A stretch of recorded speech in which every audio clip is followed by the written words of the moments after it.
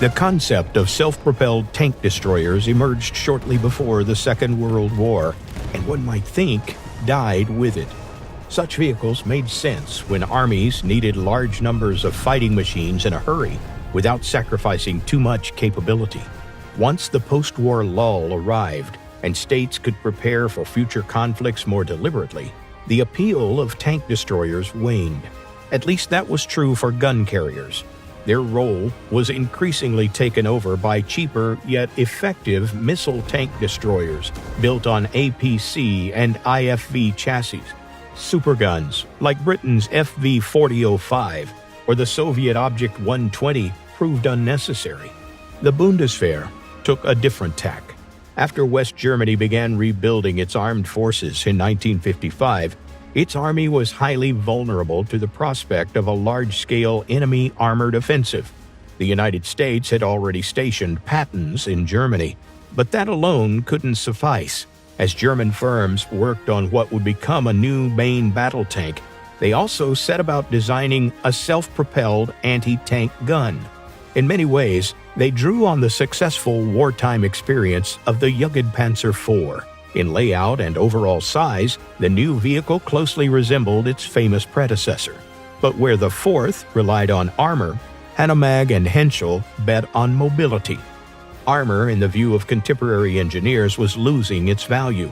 Among several competing tank projects, none offered protection that would have impressed even by late World War II standards.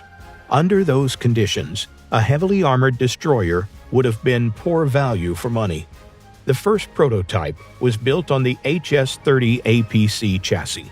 It mounted a French 90mm gun, and the engine was swapped for a British Rolls-Royce unit. Trials left a mediocre impression. The crew complained about cramped conditions, and the gun's punch was questionable. That concept was dropped, and the next attempt moved to a purpose-built German chassis. The production model, known as the Jugendpanzer IV-5, featured an original suspension with more even spacing between the road wheels. The armament was positioned to avoid overloading the nose. The vehicle received a new Rheinmetall gun. Effectively, the Patton's 90mm piece cut down to a 40 caliber barrel. Its ammunition suite comprised Hesh and Heat rounds. Power came from a robust 500 horsepower engine paired with a reversible transmission that allowed equal speeds forward and backward. The result was an ideal complement to the future Leopard MBT, a fast, inexpensive, hard-hitting vehicle, an exemplary tank destroyer.